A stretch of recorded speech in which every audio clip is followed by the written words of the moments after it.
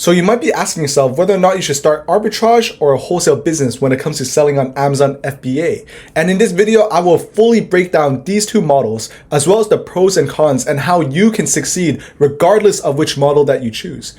If you don't know who I am, my name is Jeffrey Fung, also known as FBA Jeffrey, and I've generated over $4 million in lifetime sales on Amazon FBA alone. And within that $4 million, my first million came from arbitrage and the next 3 million came from wholesale. So I would say I'm pretty well versed when it comes to talking about these two business models. So let's get right into this video. For this video, I just wanted to highlight the different models that you can utilize when it comes to selling on Amazon FBA. I'm going to talk about the different pros, the different cons, how you can get started. And it's really up to you to decide on which one you like more. So let's get right into it. So moving into the next slide, there are actually only like 3 different ways that you can sell on Amazon. And the first would be arbitrage. The second would be wholesale. And the third would be private label. So let me just move my camera here. And my channel, I really only focus on talking about arbitrage and wholesale. I don't talk too much about private label just because I do not do private label myself. But in short, what you do is you purchase a bunch of items from China, from Alibaba, AliExpress, and you bring them over, you try to brand them, and you run a lot of marketing and ad campaigns on Amazon to get your brand off the ground. Like I said, I don't know too much about it, but I do know a few people that are making a killing off it. But anyways, back towards arbitrage and wholesale, which are the 2 models that I really know about. Arbitrage and wholesale. So let's get right into it. So what is arbitrage? Essentially, with arbitrage, there's really just 3 very simple steps. And the first would be to source, the second would be to purchase, and the third would be flipping them and selling them on Amazon.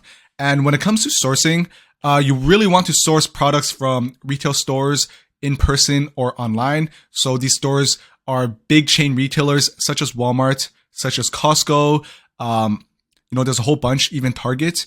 And essentially what you're doing is you hunt for different deals and different discounted products within these retail stores. And when you find them, you purchase them and you sell them on Amazon. So it's very simple. So I actually made my first $1 million on Amazon by doing arbitrage, more specifically OA and RA. I did a mixture of that.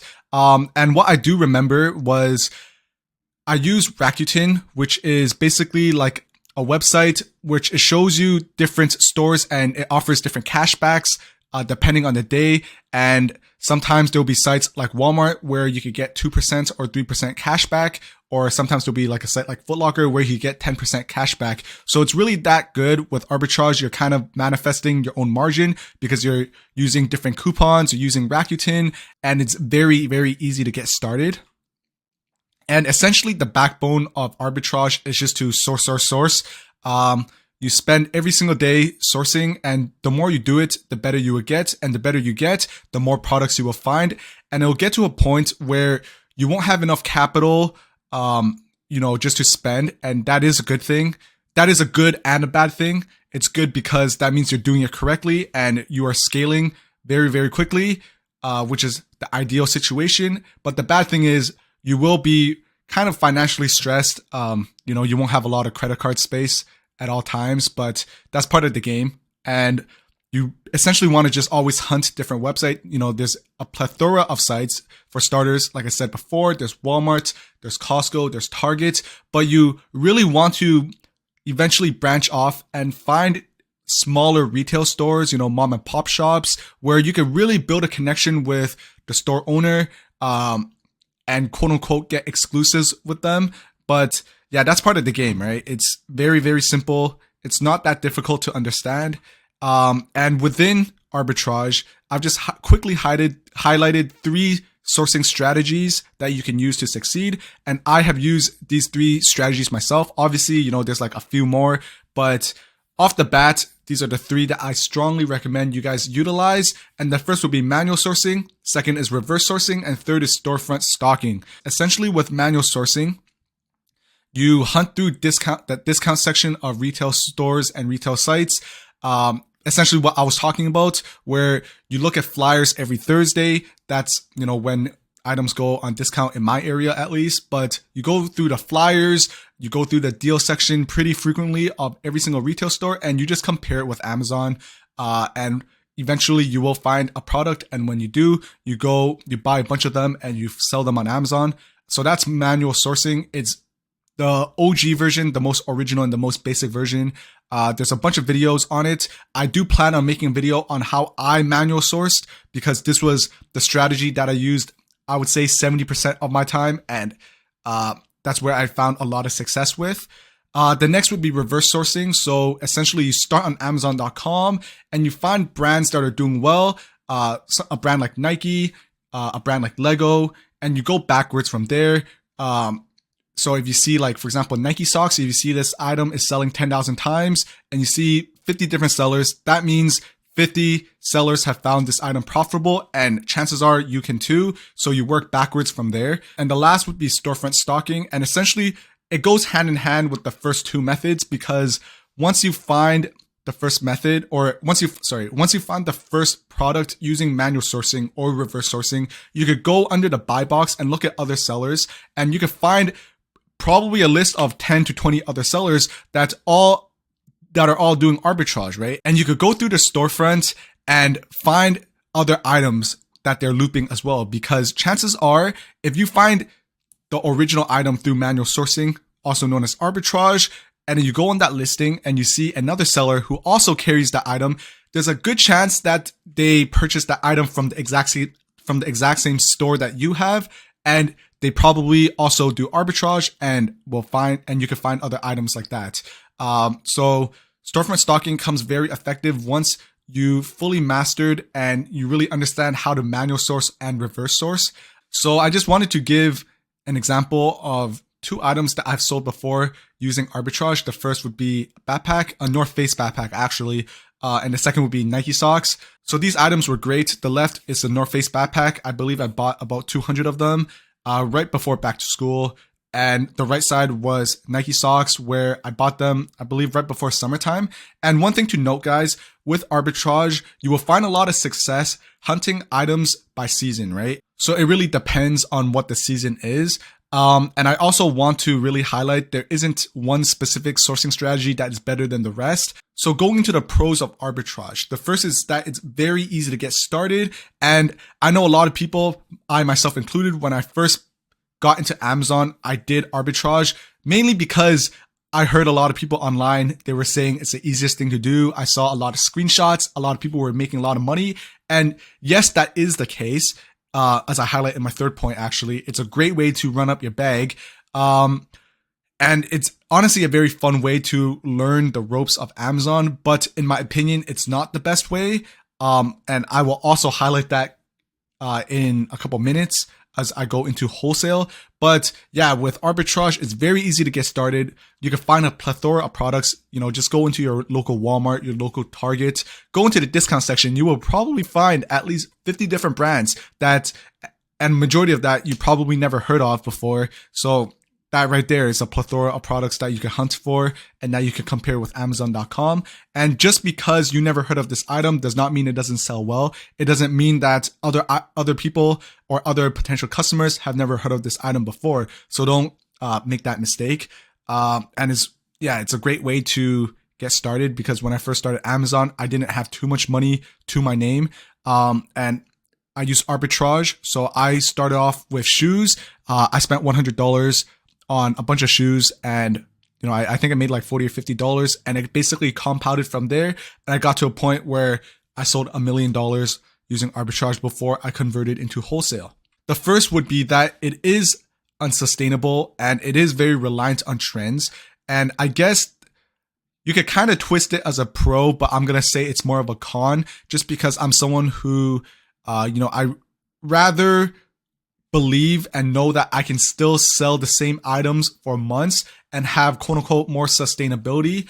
And honestly, arbitrage did not give me that belief, if that makes sense, just because you're oftentimes going to purchase and hop on trends as well as discounted products. And once those discounted products end, chances are, or there's a very high chance, you will not be able to purchase them again. So, as I said before, the basis around arbitrage is just source, source, and source.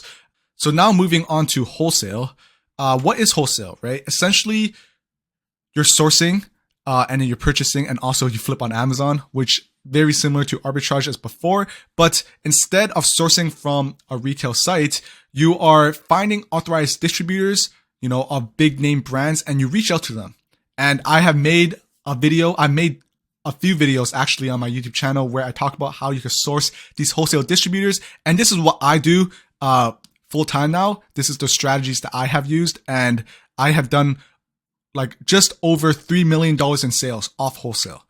So I did $1 million off arbitrage. I converted into wholesale, and here I am now. And this is actually my screenshot on April 6th.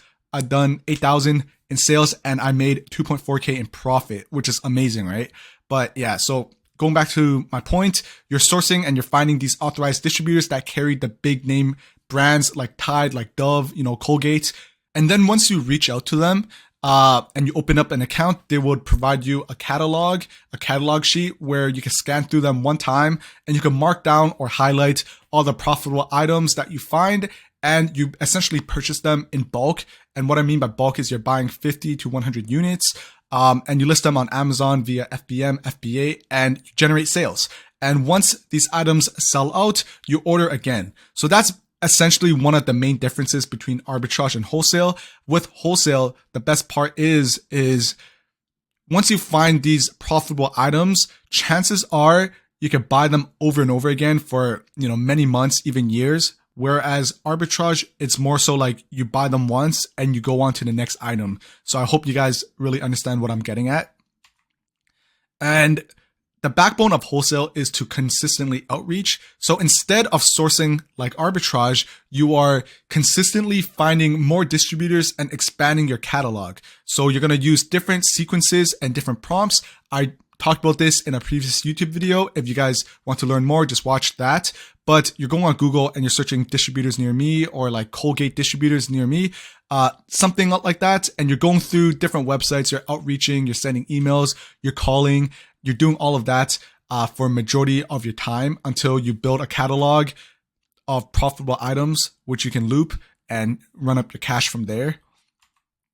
And the different strategies to find wholesalers, I do teach 8 different strategies. I know in the previous video I said 7, but I actually do 8. That was a mistake on my end. But here are 3 very simple strategies that I will bring up. The first is Google, the second is Google Maps, and the third is using Smart Scout. And with Google, you're using specific niche keywords to find distributors and you outreach from there. The second strategy is to use Google Maps. So you will go on Google Maps and you will find businesses that are near where you live or where your commercial address is or where your prep center is. And you go out from there, you find different distributors and outreach. So Google is your best friend when it comes to finding distributors and wholesalers. And the third strategy is to use Smart Scout, which is a tool, which I also made a YouTube video for. And you utilize this software to find best-selling brands and products and categories, and you kind of reverse engineer from there. And I just wanted to show 2 pictures of items that I've sold. I know the left side, I don't really want to go too in detail into what it is, but it is a clothing and accessory. And as you can see here, I'm palleting. That's what I do now because it's just so much easier to do that when it comes to wholesale. But I pallet. And the second item that I bought a bunch of from a lot of distributors, or from one distributor actually, would be Band-Aids. I sold a bunch of this last year and I made thousands of dollars. It was actually an amazing item. So going on to pros of wholesale. Number 1, it's replenishable products. And as I have said before, you're essentially scanning through a catalog once and you mark down all the profitable items and you purchase them and you sell them on Amazon. And once they sell out, you rebuy them again, maybe this time a little bit more. And it's kind of a rinse and repeat. It's very, very simple. And you're not really focusing your time on sourcing items, right? You're focusing more of your time on opening up catalogs. And after a certain point, when you have so many different catalogs, you will just have a plethora of items, like more profitable items than you have money. So that would become, a different problem. But yeah, so the second point or second pro of wholesale is it's that is that it is not competitive or saturated at all, just because a lot of the distributors that you open are unique to your own location. So I live in Toronto, and all of the distributors that I work with are Toronto based. And, it's kind of blessed just because I know someone who lives in Los Angeles will never open an account that, I have, just because they live like across the country, across the continent actually. And honestly, it is the go-to method when it comes to scaling on Amazon. So let me just move my camera up. Yeah, so it's very scalable, and it is the blueprint to turn quote unquote rich. And what I mean by that is with arbitrage is very much like a one-man army. When I was running arbitrage, I didn't really get the sense of a business, if that makes sense. It was more of a side hustle. Granted, I did make quite a lot of money off it, but it was very inconsistent. But with wholesale, I got the sense that it was consistent. And I really just focused on expanding my catalog, because every item that I sold, I knew I could sell again. So I didn't have to worry about like if this item sold out or whether or not I could rebuy it again, right? Once I purchased the item, I knew I could keep buying. So I just spent a lot of my time growing the catalog. And once you get to a certain point, you would just have, 50 different items, 100 different items that you could consistently purchase, and, you scale very, very quickly because it compounds. But the other side, for cons of wholesale, the barrier to entry is slightly higher, because you will have to outreach, and because you're going to have to call. It's not as simple as just opening up Walmart on your computer and going through the items, right? There is a process that I talk about and that I teach when it comes to opening up wholesale accounts. The second con would be that there is an upfront investment. And upfront investment, what I mean by that is you definitely need at least $3,000 in order to succeed on wholesale. When it comes to arbitrage, you need like $500. It's very, very easy, very low barrier, low cost. But with wholesale, you need at least minimum $3,000, just because you're going to open up accounts, you're going to find a bunch of items, and you want to purchase them in bulk so that you get discounted pricing. But that's a convo for another video. But honestly, guys, it's not too big of a problem, in my opinion, because everyone has like $3,000 these days. And the third con is scammy distributors. So a common problem within the Amazon space is there are a lot of distributors, quote unquote distributors or sub distributors, where they sell you inauthentic items or stolen goods. So you really have to be careful with that. But on the bright side, I do offer a mentorship program where I talk about all three of these cons and more, and I give you guides and strategies on how you can avoid all of these and how you can never worry about that when it comes to growing on wholesale, right? So if you guys are interested in that, click the link in the description below where you could book a call with me and my team, and we could go through, your goals of Amazon and, where you want to be. But going forward, the main question is, what is more profitable? Which model is more profitable? And the answer to that really varies, right? With arbitrage, your margin really depends on the product, on the season, and competition. When I was doing arbitrage, I typically went for products that netted me about 30% ROI, which is about 15 to 20% net margin, through this business model. However, it is not a scalable, and once you reach a certain threshold, and what I mean by that, a certain sales threshold, it is very difficult to scale because it's very labor intensive. But with wholesale, your margin widely depends on your product and the category that you're buying in. And the margins are typically 10 to 15% net margin. But that's actually a good thing because you can scale much farther than arbitrage ever can, just because it's not as labor intensive. And, as I say in this slide, you can ultimately scale much higher through wholesale, as there are less moving parts in the business, as you focus less on sourcing and more on building relationships and expanding your catalog. So what are my final thoughts when it comes to wholesale and arbitrage? I honestly think these two business models are great. Both are very viable, and I'm speaking from real life experiences, as I did over $4 million in sales in lifetime Amazon sales. $1 million of that came from arbitrage and $3 million of that came from wholesale. So I would say I'm pretty well educated and well versed when it comes to talking about these two models. But in my opinion, I think if you're a new seller and you don't really have a lot of money to your name, obviously start with arbitrage. Although you will deal with more competition, price tanking, you might deal with issues with getting ungated. It isn't really too big of a problem. But if you are someone who are more serious about Amazon and you think you can actually make a killing, which you can, by the way, and you have more than $3,000 to your name, I strongly recommend go straight into wholesale because it builds real business skills. It helps you learn how to talk to suppliers, how to talk more in a professional setting and how to build real systems that can help you scale. Because with Amazon FBA, you're building buy and sell skills, and that skill is very translatable. So you can expand into selling in Walmart. You could expand to selling into local distributions. So all of that, and Amazon FBA really is an introduction to all of that. And it's a great business model to get started.